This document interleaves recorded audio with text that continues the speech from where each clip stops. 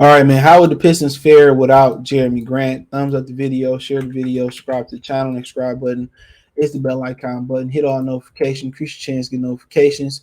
We go live or drop a video. Now, a lot of people,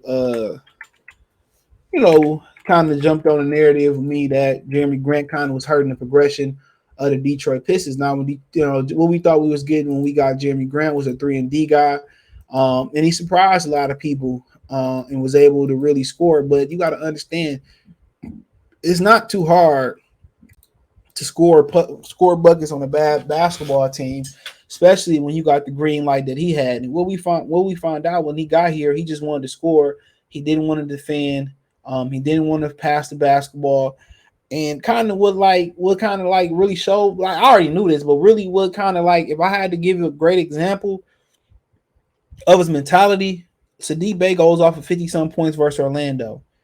He comes back off an injury and try to get 50 points and compete with Sadiq Bey right then in the next game, I believe it was. Now, a lot of people got mad. I made a video. A lot of people got mad and said I was reaching. I wasn't reaching. He did. He seen what Sadiq Bey did, and he tried to emulate that and tried to one-up Sadiq Bey. And, at the end of the day, man, when you got somebody that's, taking the amount of shots that he took in Detroit, and it wasn't just the amount of shots he took, it was the shots that he took. He driving to the bucket and just trying to just throw some shit up instead of making the proper pass. So, one thing that a lot of people looking at next year, we looking for better ball movement and more fluidity in the offense, and the offense just not, watching Jeremy Grant pound the ball and just throw up some bullshit. You know what I'm saying? Even though last year his shot attempts went down. When he first got here, he was at 17.3 shot field goal attempts a game. It went down by two, almost 14, more than two, but 14.9, a little bit less than two. And his minutes went down by 2 minutes too. So, like I said before, I think you're gonna get a more fluid offense. I think you're gonna get more guys moving, people moving the ball. But then again, could you run into that problem again? Replacing Jeremy Grant with Jaden Ivey, another guy. But I think Jaden Ivey might be more of a willing passer, not really being a rookie. Jeremy Grant was the guy on the Pistons. He asserted himself. He was the veteran. Wasn't nobody gonna tell Jeremy Grant, if it wasn't named Dwayne Casey, that, oh, you taking too much shots. And Dwayne Casey don't seem like he ever checked Jeremy Grant for the shots he was taking and not playing defense when he got here and just trying to score points. And then also, when it was said, his trade, when it was rumored what his trade, that's what he wanted when he got traded. He wanted somewhere where he can be the primary or the second option. So it wasn't that I won a championship. It wasn't, to contribute, work hard, and get paid and be part of a winning team. It was somewhere where he could throw up shots. That's a fact. That's not an opinion. That's what was said. That was a fact. That was an actual fact. It was.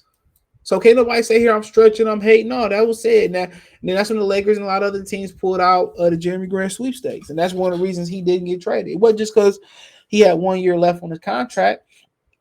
It was the fact that he said that, or that was, he was believed to say that, and it was believed to be true. So a lot of people wasn't like really interested in it.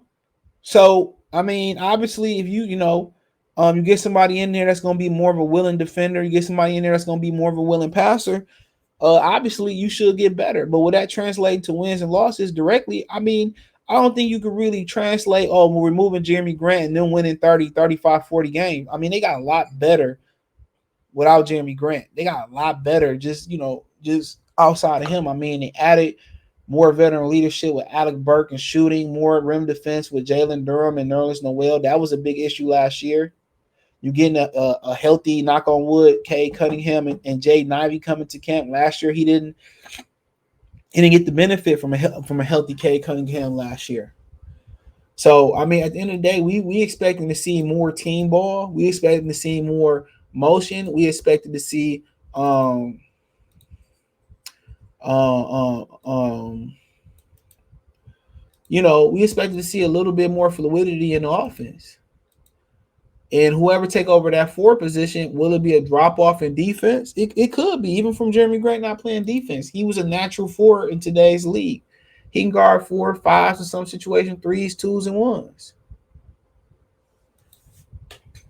You know,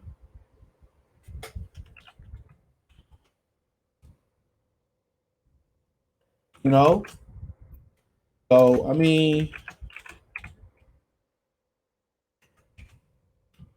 but yeah, I just expect to see hopefully more of an effort to move the basketball, more of an effort to play defense, and I think they'll be better from that standpoint.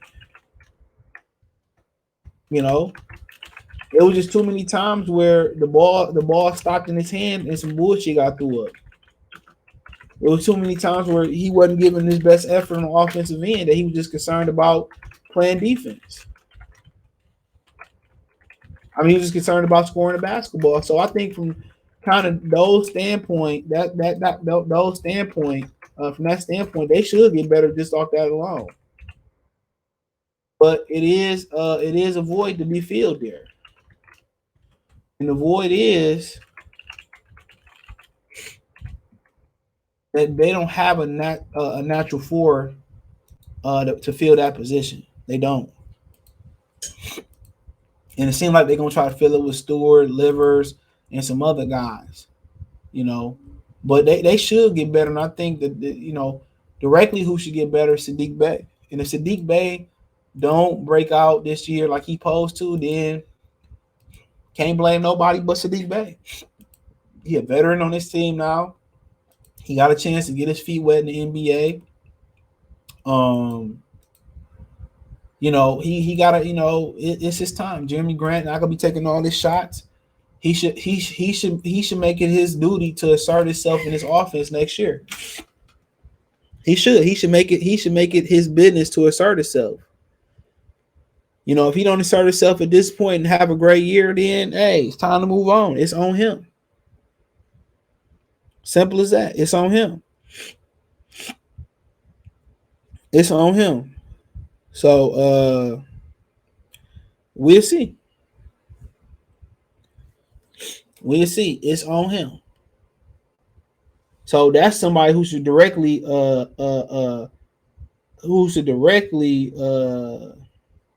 benefit. Kay Cunningham gonna do what he do regardless. But Sadiq Bey, Marvin Bagley, it should be equal opportunity out there scoring at least early on until K ready to turn it on and turn it up. So we'll see, man. But hey, let me know what you girls and guys think in the comment section. I think it'll be a massive jump in improvement this year. So that's my opinion. But hey, you got Detroit Piston Talk playlist. Let me know what you think in the comment section. Financially, you want to support the channel.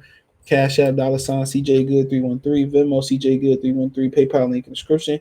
Hit the link tree. You can find me on Twitch, Twitter, Instagram, Spotify, Anchor, Cash App, Venmo, PayPal.